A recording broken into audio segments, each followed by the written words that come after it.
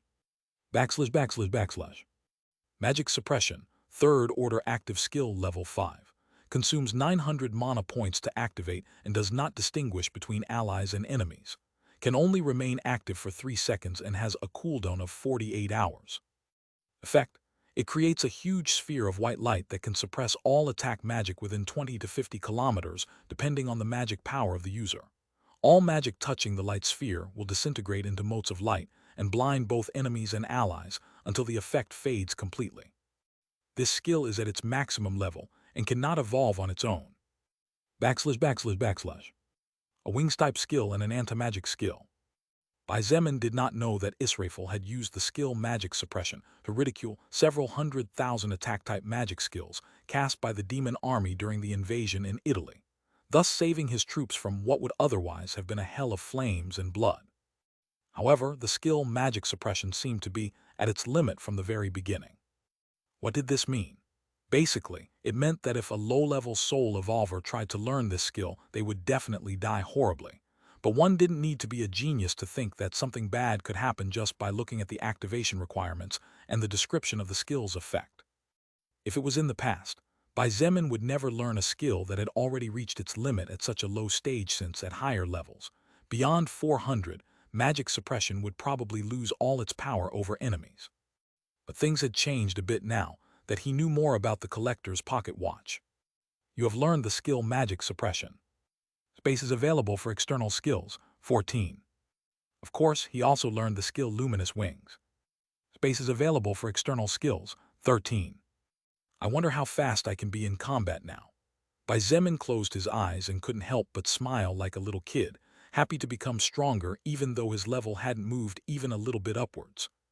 At the very least, he believed that he would definitely not lose to Saint of the Absolute Felix fully released. Not by a considerable margin as it was before. If I use shadow control to reshape shadows into wings, my movement speed will increase slightly. This added to annihilation of the falling sky in the form of golden wings, plus luminous wings, plus the effect of my windsong walkers of the cataclysm, lightning crimson flash, and heavenly wind. Bai Zemin opened his eyes and stood up as he muttered to himself. He stretched his body before looking up at the sky. Yup, today is a good day. ////. Time flew by, and in an instant, another 7 days passed since Bai Zemin arrived in this new dimension, an alternate dimension to his own in which many things were similar but definitively not identical to how he knew them. Over the past week, the group of survivors grew to over 250, but it still wasn't enough to make the large main gymnasium at Beijing University look crowded. We are running out of food. Shangyuan Bingzu's words were like a bucket of ice water dumped on the heads of everyone present on a winter day. How can that even be possible? Liang Peng expressed his disbelief with wide eyes. Wasn't the food we had here supposed to be enough to last at least a month? That's not to mention the 2 other convenience stores we looted over the last week. Chen He sighed, and after a moment he remarked, I understand how you feel. But if you think about it carefully, it's not impossible considering we haven't been particularly careful with our consumption. That's, Liang Peng had a rather ugly expression on his face. Shangyuan Bingzu looked at everyone coldly, and her voice was just as cold as her gaze as she said, in times of boredom, with nothing else to do besides sitting still, food became a good method to escape from the reality we live in now. Even though we kept fear from reaching dangerous levels and rioting, the truth is that everyone here except us probably gained several kilos over the last half-month. That's what you get for not listening to me. Bai Zemin snorted and said indifferently, I warned you that it was better to give these good-for-nothings very little food. They only eat but don't help at all. Now you see, we are in trouble because of them and negligence on your part. This time even Shangyuan Bingzu couldn't say much, for while it was true that they had avoided trouble by feeding the surviving students and teachers well, the problem was now a lot bigger than it could have been if they had handled things differently. Why don't we leave the university premises? Liang Chuan suddenly proposed, successfully attracting everyone's attention. Bai Zemin rolled his eyes and couldn't help but point out, another thing I don't understand is why the hell are these people here? They can't fight, or can they? I don't care if he used to be some secretary or something. That might be true, but having more ideas and opinions will let us see a much bigger picture of the situation. Chen He clearly disagreed with Bai Zemin. Whatever you say, pretty boy. Bai Zemin folded his arms before snorting, don't come crying later. Actually, there was still plenty of food. It was just that those rations belonged to the main group, the team that risked their lives going out to fight and clear areas for more supplies. None of them was willing to give what rightfully belonged to them, to people who were good for nothing, and therefore, they were all smart enough not to mention this matter. I think his idea isn't that bad, Wu Yijin said in a hesitant voice. Her black eyes glanced quickly in a certain direction, and as if afraid of being misunderstood, she immediately explained. I mean, we can't stay here forever, or can we? We don't even know what the situation is like outside after all. Bai Zemin continued to open and close the broken old pocket watch, not paying too much attention to either Wu Yijin or anyone else in particular. Seeing this, Wu Yijin sighed in relief but at the same time disappointed. She had tried to reach out to him over the past few days, bringing him food when it was ready, trying to thank him again for helping them back then, or just trying to talk about the current situation. Unfortunately, Zun Tian was neither too warm nor too cold to her.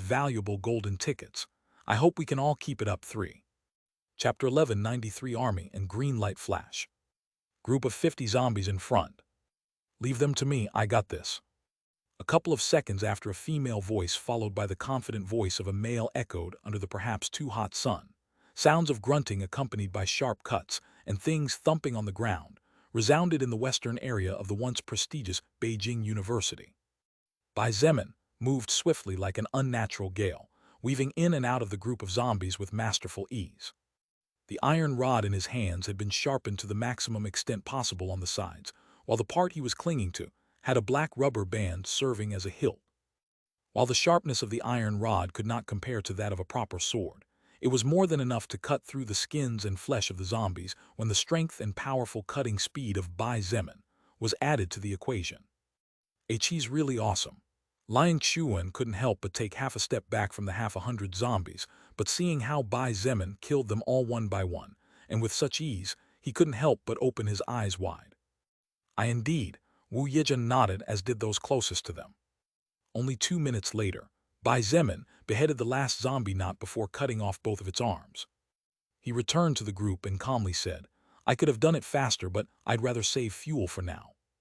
Although Shangyuan Bingzu didn't know if he was trying to show off by saying those words, she nodded anyway.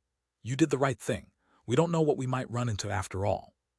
The group encountered over 2,000 zombies along the way, zombies they had to kill as they were blocking the path. While 2,000 seemed like a very large number, the reality was cruel. We haven't even advanced 1/4 of the way to the exit. Chen He, wiped the sweat from his forehead as he held a blood-soaked iron ball. At this rate, won't we all end up dead from exhaustion? The problem isn't those damn zombies. The problem is these fellows who do nothing but scream and cry. Liang Peng pointed at the group of over 200 survivors and said angrily, if it wasn't because we have to protect these dudes, we could just leave most of the slow zombies behind instead of fighting like idiots. Shangyu and Bingzu glanced at him coldly but did not say a word, knowing that Liang Peng's words were true regardless of how harsh they sounded. The students and teachers who lacked the courage to fight lowered their heads, some feeling embarrassed as they tried to hold back their sobs and whimpers. More than 2 hours had passed, and during that time, Bai Zemin finally found out what Sylvia's power was. It was impossible for her not to be involved and forced to step forward, when 2 or 3 zombies managed to break through the defenses of Shangyu and Bingzu and the other 3 fighters. Fighting to survive, advance, and protect over 200 people at the same time, with only 4 people was not an easy task to accomplish. A small group of 5 zombies managed to slip in and approach the group, much to the misfortune of the humans. Wu Yijun, as well as Liang Xuan, and the few who had seen Zun Tian fight previously immediately retreated to be as close to him as possible, feeling safe only then. As for this, Bai Zemin shrugged as he had no intention of lifting a single finger. Sylvia, who at this point probably knew him better than anyone or most of those here, gritted her teeth at the same time as she took a step forward. Her body began to shine subtly, and as she extended both her hands outward, 5 small specks of pale green light flew silently toward the 5 zombies. Bai Zemin immediately narrowed his eyes as he saw her spring into action. The 5 zombies only advanced a few more steps before they stumbled, falling to the ground with 5 dull thuds. Sharp-eyed Bai Zemin was quick to notice what the problem with these zombies was, but the realization stunned and shocked him beyond the marrow of his bones. Don't tell me this girl's ability is. The very thought of it was enough to make his way of looking at Sylvia change, noticeably even for her. I've been practicing a bit, she revealed sheepishly, thinking he was amazed at how she was now able to control her ability much better compared to the past. Bai Zemin said nothing, but in his agitated heart was awakening the feeling of greed as well as the desire to possess. This woman, I must make her follow me no matter what. In fact, Bai Zemin was usually unwilling to use record devastation, unless the enemy deserved it in some way or another or simply because he had no other choice. However, Sylvia's power made him for the first time reconsider his own principles. That's how important she was, not even below Kali or Ziya in certain respects. Wu Yijun observed the way Zun Tian looked at Sylvia and couldn't help but bite her lower lip at the same time as her 2 small fists clenched almost to the point where her fingernails dug into her palms. What the hell is wrong with me? Why is it that every time I think of him my heart beats so hard, and why does my mood turn gloomy when I see him being close to another girl? I don't even know him. Regardless of how hard she tried to reprimand herself, Wu Yijun was evidently not good at controlling her emotions. Seeing this, Liang Xuan felt a surge of jealousy. This was probably the first time in his life that he felt jealous, in fact. Just when he was thinking of stepping forward, fighting the zombies, and getting stronger. Boom! A thunderous explosion boomed in the distance. What the fuck? Liang Peng jumped back as he watched the building in the distance collapsing in a cloud of dust. However, that wasn't all, as if that was the announcement of a great war. Bang bang bang bang bang bang bang bang bang bang bang bang bang bang bang bang bang. What had to be hundreds, if not thousands of gunshots, resounded loudly at the same time. Furthermore, whatever it was that had brought down that building and caused the most terrifying explosion at first began firing quite frequently. It's the army, Wu Yijun exclaimed loudly as she looked at her best friend about 40 meters ahead, Bingzu. Everyone get ready to run as orderly as possible. Shangyu and Bingzu definitely didn't need Wu Yijun to explain what to do next right now. We are moving forward to meet the army. The previous plan was to walk to save energy, but now things had changed. It's the army. Thank heavens. We are safe, haha. This is awesome. Help, we're here. They all threw down the heavy objects they were carrying, and, to Bai Zemin's surprise, began to run in a considerably orderly fashion, and without separating too far from the group of fighters who could keep them safe in case a new group of zombies or mutant insects appeared. However, he still shook his head and muttered under his breath a single word. Idiots.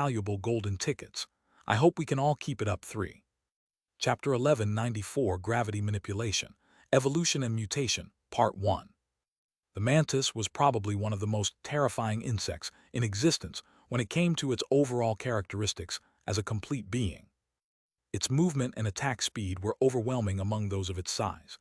The ferocity of its bite was capable of piercing the armor of a rhinoceros beetle with ease. The strength in its legs was enough to help it to jump great heights compared to its small size. All this while adjusting angle and direction in less than 100 milliseconds.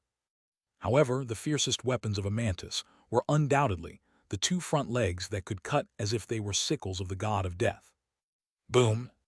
A new vehicle exploded into flames, and both the driver and the soldier in charge of firing the heavy machine gun on the back were killed on the spot while 5 men were sent flying with injuries of varying severity after being knocked out by the shockwave. Bai Zemin's eyes flashed as he watched the agile movements of the mantis, which together with its ghostly speed and the 2 sharp blades attached to its front legs made it a truly terrifying monster. Although the green mantis' movements were no different from a snail's in his eyes, Bai Zemin admitted in his heart that the mutant creature's speed was enough to turn it into a great supreme overlord if it was allowed to grow. Not for nothing did the saying go that of all the forces that existed, speed reigned supreme when it reached the limit. "See, Captain Shan, there are some kids over there," a soldier who noticed the group of newcomers shouted as he stepped back to reload his rifle. Captain Shan was trying to find a way to deal with the monster in front of him before his squad cleared, so he shouted without caring at all about the lives of others. "Worry about dealing with that damn thing first. Lure it here and I'll do the rest." Although the order was somewhat cruel, no soldier hesitated and they continued firing fiercely. Their lives depended on this after all. Shangyu and Bingzu quickly realized that not only would they not receive protection, but their lives were also in danger just by staying in this place. "Stand back, all of you."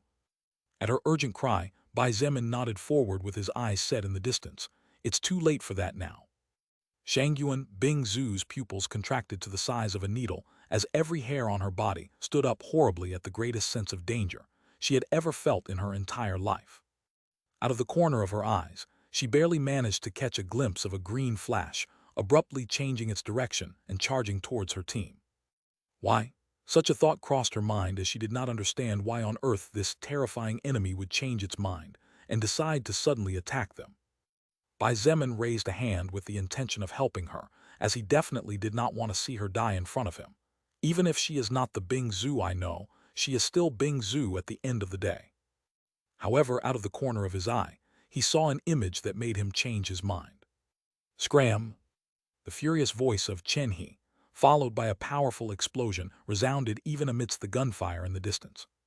A steel ball the size of a tennis ball shot out from his hand, towards the mantis at speeds somehow no less than a high-caliber bullet. His intuition is very good, his vision top-notch, and his talent probably not much lower compared to the Chen He of my universe. Bai Zemin's eyes shone mysteriously as he activated air manipulation silently. Too bad, the difference in power is too much for him to deal with it. While Chen He's shot was fabulous, the mantis had no trouble at all dodging it. Everyone watched as the green flash moved to the left for an instant before returning to its previous position without breaking its charge. But such a small movement was enough to shatter Chen He's hopes. It was then that the iron ball suddenly made a U-turn, and at speeds that were easily 20 times faster, it slammed into the mantis. Shriek! From the moment Shangyuan Bingzu's life was in danger until the mantis' high-pitched shriek echoed across the battlefield, only a second or two had passed at most. The monster's footsteps stopped for the first time, revealing its hideous appearance to the world. Chen He opened his eyes wide, looking at the mantis whose left front leg had disappeared. What's this all about? I'm sure I failed the shot," he thought in shock. The soldiers subconsciously stopped firing for an instant, and it was at that instant that Bai Zemin rushed forward at full speed. "I'll borrow this." He slid across the ground, and using both hands managed to lift the left limb of the mantis. An instant later he sensed danger, and accompanied by a roar of his own, he slashed fiercely backwards using his new weapon. Boom! Bai Zemin growled, and his body was buried in the ground by the immense strength of the mantis attack that took him by surprise. However, Bai Zemin's efforts were taken advantage of by his team. "Go to hell." Liang Peng jumped several meters up, and when his body was dragged down by the gravity of the world, he fiercely struck with the pillar he was holding. Boom! Although the mantis managed to cover up in time, the same thing that happened to Bai Zemin happened to it as its body fell to the ground, slightly numb from the impact. The mantis suddenly sensed mortal danger as the temperature around it plummeted. Unfortunately, when its eyes opened, all it saw were a dozen blue flashes cutting in its direction. In the distance, the soldiers watched wide-eyed as more than 20 ice spears pierced the mantis' body, legs, back, sides, and even the head. A rather pretty brave-looking woman lowered the iron bow in her hand and looked at the over 2-meter-tall man next to her. "See, Captain." Captain Shan's eyes flashed, and after a long time he waved his hand as he announced in a cold voice, "The enemy has been neutralized.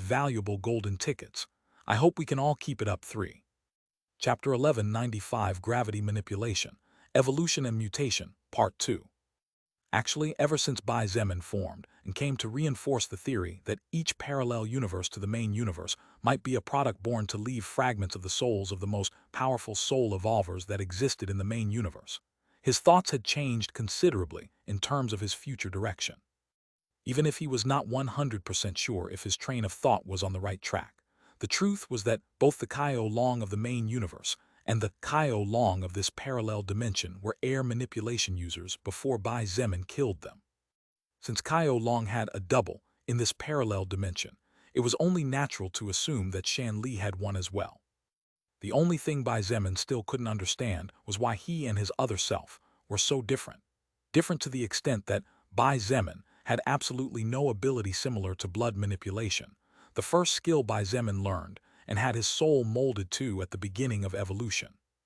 Shangyuan Bingzu, Chen He, Liang Peng, and Bai Zemin couldn't help but raise their guard when they saw the 2-meter-tall stout man walking towards them alone. Although this man was alone, the muscles of his body were explosive, and his eyes were fierce like those of a leopard. The group of 4 could sense danger coming from his body, which meant he was no weaker than any of them. The stout man dressed in a camouflaged military uniform stopped 20 meters distance away and announced in a powerful voice, "I am Captain Shan Li of the 6th Battalion of the Chinese Liberation Army. Premier Wu, Jianheng sent me and my squad north to assist the people on this side before returning. May I know if among you is a young woman named Wu Yijun?" Without needing words, Shan Li got his answer as more than a dozen students turned to look at a beautiful young woman with black hair and onyx black eyes. "Are you Miss Wu Yijun?" he asked, with no change in his tone of voice. Wu Yijun hesitated for a moment before taking 2 steps forward. She nodded and said in a dignified voice, "My name is Wu Yijin, that's right. Wu Jianhong is my grandfather." Shan Li showed a trace of a smile on his serious face as he heard this. "It's great to see that you are safe, Miss Wu. I imagine you have experienced a lot during this half a month, but you don't need to worry anymore. We will take care of taking you back to your family." Shan Li's words covered up the fact that he would take her to her family to verify her identity, and if she was lying. Wu Yijin couldn't help but close her eyes and sigh in relief. Her shoulders slumped, and she suddenly felt like crying at the thought that she was finally out of the hell she had been living in for the past half a month. But she barely managed to hold back the tears that threatened to fall. Chen He took a deep breath and took the opportunity to step forward to announce his family name, his father's name, and his grandfather's name. After hearing about his background, Shan Li was a little more respectful while rejoicing in his heart. He had just found 2 VIPs, which meant that when he returned back home, a good reward certainly awaited him. Shan Li had already forgotten that he had ordered his men to ignore the student's safety earlier. "Young Master Chen, although we have managed to establish quite a few safe areas with large perimeters free of monsters, I'm afraid that right now all of China and even countries around the world are struggling to regain lost territories and save their citizens." Everyone's expression sank when they heard Captain Shan's words. "How can this be possible?" Liang Peng muttered under his breath. Although the central government was still active and had not fallen, the fact that even half a month later the problem had not been solved was proof of how serious and big the change had been for the world. Several minutes later, the group of over 200 students gathered under the protection of the army. Bai Zemin rested inside a small tent, with his hands serving as a pillow as he thought about everything that had happened so far. Beside him, Sylvia watched silently as she saw that he was lost in his own thoughts. About 1 hour later, the voice of Shangyu and Bingzhu sounded from outside. "Zun Tian, may I come in?" Bai Zemin replied without much thought, "Come in." The cloth curtain opened, and Shangyu and Bingzhu walked in with her body leaning forward, bringing with her a fresh breeze with the scent of jasmine. Bai Zemin couldn't help but close his eyes and take a deep breath of that familiar scent, feeling for the first time in several days at home.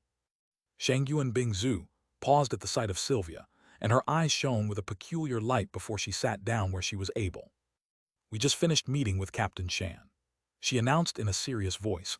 "To make a long story short, things outside are very bad.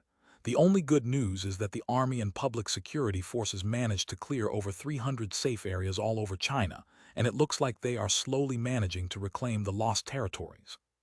"I see," Bai Zemin nodded without much interest. Because he had neither fought nor shown his strength before, Shan Li only called the 4 fighters who fought against the giant mantis, as well as Wu Yijin, whose status could not be ignored, to his tent. Shangyu and Bingzhu hesitated for a moment, seeing his lack of concern or interest, and after a moment's hesitation, she softly remarked, "Captain Shan Li said that tomorrow he will turn around and take his army back home. Apparently, they have been fighting for a week non-stop, so the number of ammunition dropped below 70%, not to mention the destruction and massacre that the mantis from earlier caused on his troops." Bai Zemin simply nodded and calmly said, "Thank you for letting me know about it." The more she watched his indifference to the world and to life, the more shocked Shangyu and Bingzhu became in her heart. Don't you worry about the safety of your friends on campus. I'm sure there are many survivors here." "Friends?" Bai Zemin blinked in surprise as he did not expect such a question. Then he chuckled and said without much thought, "I have no friends to worry about here." Shangyu and Bingzhu narrowed her eyes as she heard this. "You're telling me that in 7 months since the year started, you haven't forged friendships with anyone, not even with your roommate?" "What can I say to that?" Bai Zemin shrugged. Actually, he had noticed that Shangyu and Bingzhu was suspicious of his identity. However, Bai Zemin did not care if she found out that he was not a student of Beijing University, nor did he care if she knew that his name, Zun Tian, was fake. Because Bai Zemin was 100% sure that it was impossible for her to find out who he really was. Shangyu and Bingzhu sighed, and after a moment she said softly, "You are really a mystery." Bai Zemin finally looked at her for the first time since she walked in. "I don't know who you are, but you definitely do know me." She stared at him with an expression that let her feminine weakness shine through as she said softly, "I don't know why you hide your strength, but I know you are strong enough to kill that giant beetle by yourself. You don't need to hide it. I know it was you who helped me at that moment." Even when you look at me, I can see a lot of complicated emotions in your eyes. I don't even know why it doesn't bother me when you call me by my first name just like that." Bai Zemin couldn't help but look up at the ceiling of the tent and sigh. He closed his eyes and after a long time said in a kind voice, "Even though I do know you, you shouldn't know me. In fact, you and I weren't supposed to meet at all." "What does that mean?" Shang Yuan Bingzu stared at him in shock, and for some reason she felt extremely uncomfortable in her heart. "You, Yijun, Chen He, you all should try not to get too close to me as far as possible. You just need to go on with your life naturally. I will also do my best not to interfere too much with you." Bai Zemin sighed again, knowing that it would be hard for him not to extend a friendly hand when the lives of any of them were in danger. The haze of confusion in Shangyuan Bingzu's eyes kept growing along with her curiosity. Her desire to learn more about the young man in front of her swelled like a torrent, and with such force that she couldn't help but bring a hand to her chest. Startled by the irregular behavior and feelings she was feeling, Shangyuan Bingzu quickly stood up to announce her departure. "We will leave tomorrow morning. You, try to rest." Before leaving, Shangyuan Bingzu could not help but glance sideways at Sylvia. After several minutes, Bai Zemin heard Sylvia's voice sounding beside him. "Just, what was that all about?" The American beauty's confusion was evident in her words. "I'll soon tell you the truth," he replied weakly, "and then you will have to make an important decision about your future." The question marks in Sylvia's head only increased in number as she heard his cryptic words. The next day the group began a move as Shangyuan Bingzu said. The students and few teachers who were among the group of survivors rode what were about a dozen or more of slightly modified buses, while the soldiers rode military or normal vehicles as they had lost a good number of their driving forces due to the giant mantis. One thing worth mentioning was the fact that under the orders of Captain Shan Li, the body of the mantis was being taken to the base. Due to their personal strength, Shangyuan Bingzu and the other three joined the army troops to fight against the enemies that appeared on the road back to the south. Fortunately, the convoy did not meet many zombies or mutant beasts, as Shan Li was using the same road that had been cleared on their way to the university. A few more days passed, and during this time Bai Zemin practically did not see Shangyuan Bingzu or anyone else besides Sylvia again. Only Wu Yijun visited him occasionally when everyone stopped to rest, and apparently she had some kind of important argument with Liang Xuan, since the guy didn't seem to be glued to her as before. About 4 or 5 days later, Bai Zemin, who was sitting in one of the buses in front, finally saw a large perimeter enclosed by wood and giant rubber tires in the middle of a series of buildings. Even more eye-catching, however, were the heavily armed police officers and heavy machine guns on the sides, as well as on the roofs of some of the taller buildings. "Stop!" At Shan Li's roar, the entire fleet stopped, including the bus where Bai Zemin was sitting next to Sylvia. Soon, everyone was ordered to get off the vehicles in an orderly manner. Although the survivors were nervous as they faced so many guns, seeing the people beyond the closed perimeter made many sigh in relief or cry disconsolately as they realized that they were finally safe. Under the care of the soldiers, the few thousand survivors were ordered out of the monster-cleared perimeter.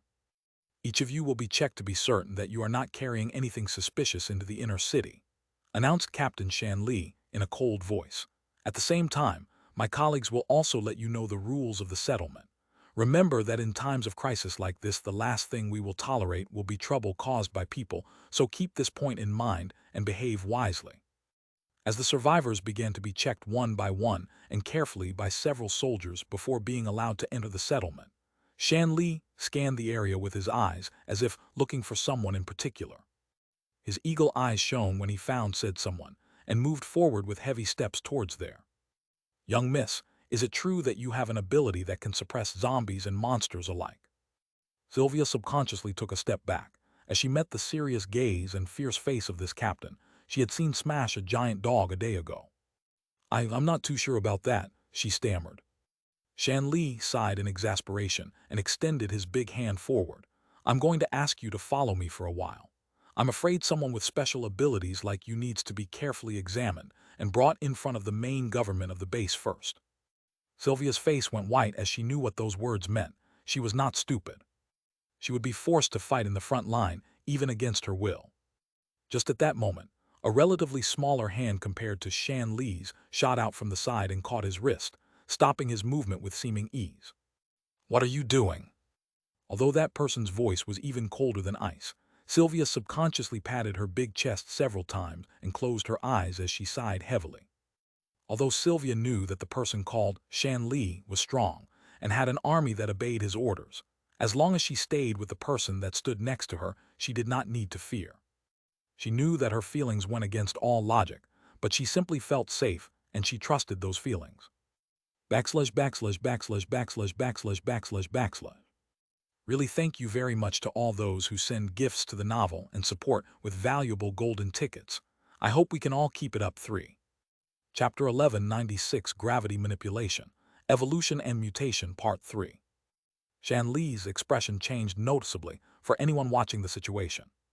A soldier who came out of his daze quicker than the rest grimaced as he muttered under his breath, "It's over. That guy is done."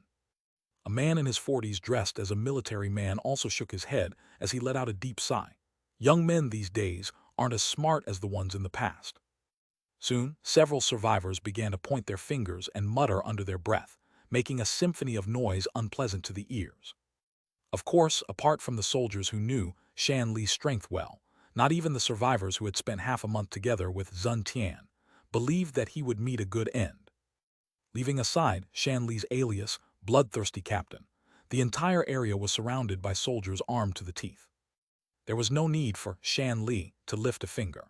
A single word from him would probably be enough to end the life of the young student who was trying to play the hero saving the bell.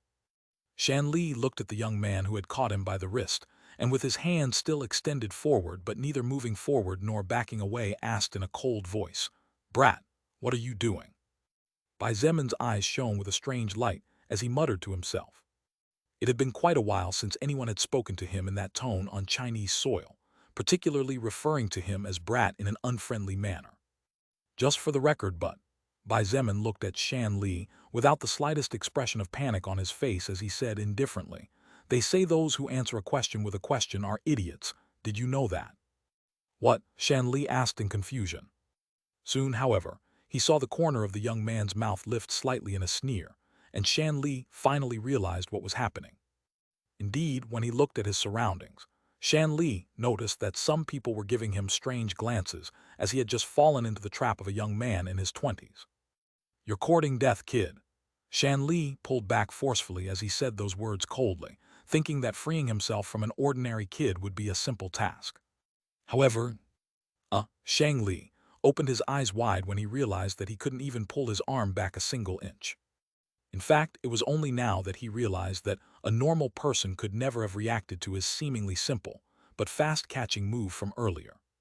Shan Li was a cunning person who had reached his position not only by his strength, but also by his brains. Therefore, he quickly made up his mind.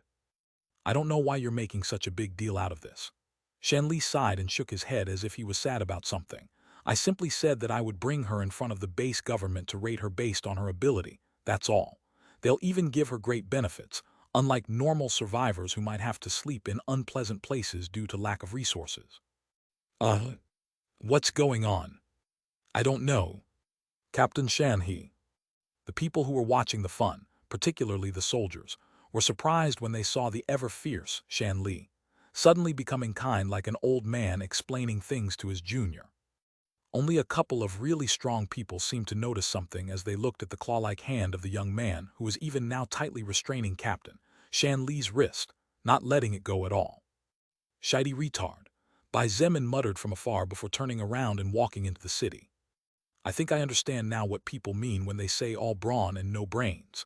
Liang Peng grimaced and followed closely behind. Chen He hesitated as he watched the scene, and after a moment of doubt asked in a low voice, "Bing Zhu, what shall we do?" "Step in?" It wasn't a good idea considering they had just arrived, and didn't even know how things worked now that the world had changed. Besides, with so many soldiers and guns pointing, only a madman would try to get in trouble with a captain. Even if Chen He was strong, he knew it was still impossible for him to dodge a hail of bullets. A single shot to the head would mark the end of the road for him.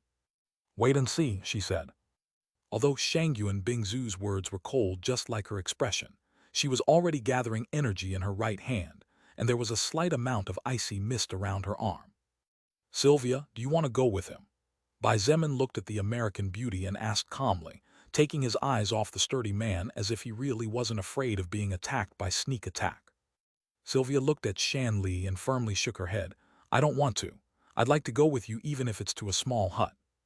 Shan Li's expression sank as Bai Zemin glanced at him again indifferently. That's what she said. Are you going to force her? If Sylvia was a superhuman then, Shan Li knew that he needed to take her to the government building, or else he might get into serious trouble. After all, letting loose a superhuman with seemingly a powerful ability could eventually become a big problem for the entire base, since no one knew what they might do at certain times or under certain circumstances. What should I do? Shan Li frowned tightly as he found himself in a big predicament. The young man blocking his way was powerful, presumably no weaker than him.